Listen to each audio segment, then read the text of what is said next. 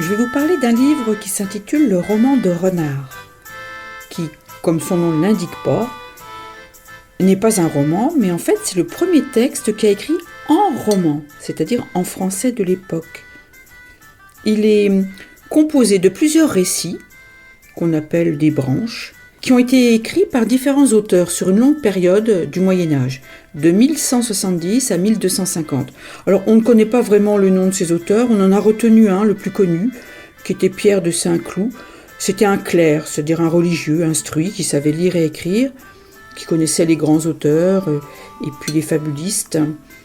Il a inventé une nouvelle forme de récit, qui est de raconter les aventures d'un goupil pour faire rire et réfléchir en même temps. Alors ces histoires, elles étaient racontées le soir à la veillée par des artistes ambulants, des trouvères, des troubadours qui racontaient les aventures d'un goupil qui s'appelait Renard. Ces histoires, elles étaient narrées dans la langue du peuple. Elles plaisaient à tous les publics et le personnage de Renard est devenu vite très populaire. Le succès du roman de Renard, en fait, a reposé sur son aspect satirique. Les animaux du roman vivent dans un monde hiérarchisé qui est en fait une réplique de la société du Moyen-Âge. Toutes les catégories sociales se reconnaissent et s'amusent de ce héros qui multiplie les mauvais tours, mais s'en sort toujours. Au fil des siècles, Renard, le nom propre du goupil, est devenu tellement célèbre qu'il est devenu en fait un nom commun. On a pris l'habitude de dire un renard, R-E-N-A-R-D, et pas T à la fin, pour désigner un goupil.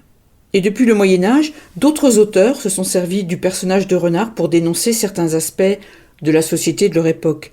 Par exemple, au XVIIe siècle, le roman de Renard a inspiré Jean de La Fontaine pour ses fables. Et à l'époque contemporaine, au jour d'aujourd'hui, le renard est encore le héros de nombreuses aventures, dans des contes, des BD ou des dessins animés même. C'est donc un succès qui dure. Les aventures de Renard sont des récits courts. L'action est rapide, les épisodes s'enchaînent les uns aux autres, et comme dans le conte et la fable, il met en scène des animaux qui agissent et parlent à la façon des humains. Ça donne au récit une tonalité merveilleuse un peu.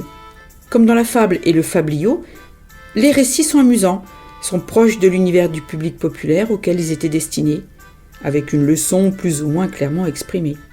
Donc on peut dire que le roman de Renard regroupe les trois genres à la fois conte, fable et fabliau.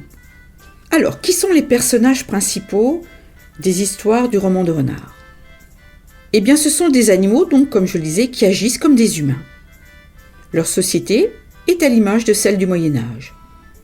Ainsi, Renard, Isengrin, Tibère sont des seigneurs, c'est-à-dire des personnes nobles qui possèdent une terre et pour qui travaillent les vilains et les serfs. Au-dessus d'eux se trouve Noble, le roi, auquel ils ont juré fidélité. Renard le goupil, c'est le personnage central, le héros des différentes aventures du roman. Il est rusé, beau parleur, il ne cesse de jouer des mauvais tours aux autres barons. Le baron, c'est un titre de noblesse qui est accordé par le roi aux chevaliers qui ont accompli des exploits. Il lui arrive cependant à Renard d'être trompé lui aussi. Sa femme s'appelle Hermeline et ses enfants Perce-Haie et Malbranche. Isengrin le loup, c'est l'ennemi principal de Renard. Il est grand, fort, mais bête. Renard se moque de lui pour le plaisir. La femme d'Isengrin s'appelle Hersan. Tibère le chat est capable de ruse lui aussi. En plus, il est agile, il possède de bonnes griffes. C'est un adversaire dont Renard doit se méfier. Chanteclair le coq est le maître de la basse-cour. Il est entouré des poules qu'il doit protéger. Pinte, la plus belle, Noire, Blanche, Roussette, Copette, Tieslin le corbeau. Renard aimerait bien le manger, celui-là, comme les poules du poulailler ou la mésange perchée dans les arbres. Noble le lion est le roi. Tous les autres animaux lui doivent donc obéissance. Chef du pays, il fait la loi et rend la justice. Mais il se montre parfois un peu éloigné des préoccupations de son peuple. Enfin, il y a Brun, l'ours. Grand, fort, mais gourmand. Et Renard sait exploiter cette faiblesse. J'ai oublié de vous dire qu'il y a également des humains qui apparaissent parfois dans les récits. Des vilains. Alors des vilains, ce sont des paysans libres qui peuvent choisir d'aller travailler pour un autre seigneur. Des marchands, des moines. Renard exerce aussi sa ruse à leurs dépens. Il ne faut pas oublier une chose très importante, pour comprendre ces histoires, c'est qu'à l'époque où ces histoires ont été écrites, 90% de la population habitait à la campagne.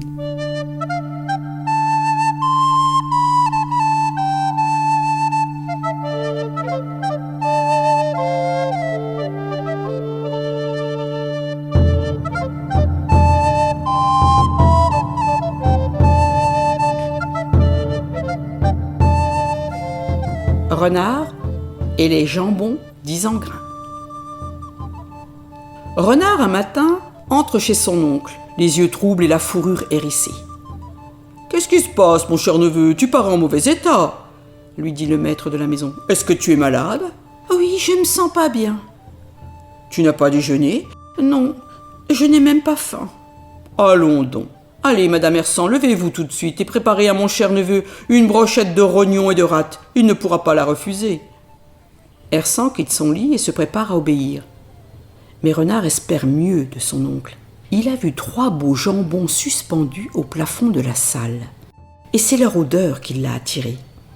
« Voilà des jambons qui sont en danger, » dit-il. « Vous savez, mon oncle, si un de vos voisins les voyait, il en voudrait une part.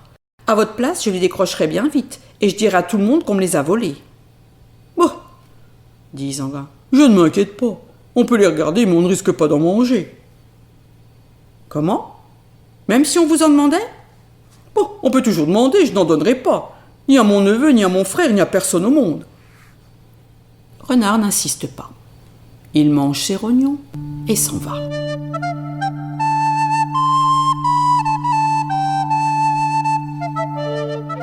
Mais 2 jours plus tard, il revient pendant la nuit à la maison d'Isengrin.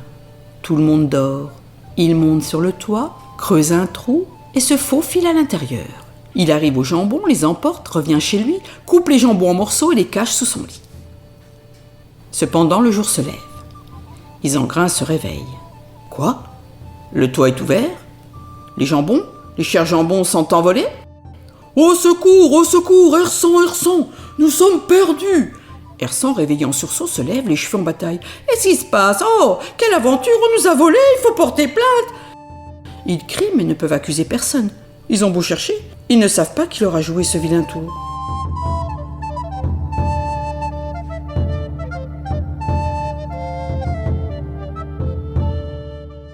Pendant ce temps-là, Renard arrive. Il a bien mangé, il a le visage reposé, l'air content. « Hé, mon cher oncle, que vous arrive-t-il ? Vous me paraissez en mauvais état. Est-ce que vous êtes malade ?»« Il y aurait de quoi être malade !» répond Isengrin. « Tu sais, 2-3 beaux jambons, on me les a volés. »« Ah !» s'écrie Renard. « Bravo, oui, c'est exactement ce qu'il faut dire. On vous les a volés, bien, très bien. Mais mon oncle, il faut crier de ça dans la rue pour que tous les voisins l'entendent. »« Eh, mais c'est la vérité que je dis. On m'a vraiment volé les jambons, mes beaux jambons. »« Allez !» reprend Renard. « Ce n'est pas à moi qu'il faut dire ça. Comme dit le proverbe, celui qui se plaint le plus n'a pas vraiment mal. Vous, jambons, vous les avez mis à l'abri des regards. Vous avez bien fait, je vous félicite. »« Comment ? Imbécile, tu ne veux pas comprendre. Je te dis qu'on m'a volé mes jambons. »« Mais oui, continuez à le dire. »« Ce n'est pas bien de ne pas nous croire, dit alors Dame Hersan. Si nous les avions, ce serait un plaisir de les partager avec vous, vous le savez bien. »« Je sais que vous êtes malin, dit alors Renard. Mais cela va vous coûter de l'argent. Maintenant, vous avez un trou dans le toit. C'est nécessaire, d'accord, pour faire croire à un vol, mais il va falloir le faire réparer. C'est bien par là que les voleurs sont entrés, n'est-ce pas ? » ?»« Oui, c'est ça. » »« Vous ne pouvez pas dire autre chose, évidemment. »« En tout cas, malheur à celui qui a pris mes jambons, dit Isengrin. Si je l'attrape ?» Renard ne répond pas. Il fait une petite grimace et s'éloigne en riant sous cap.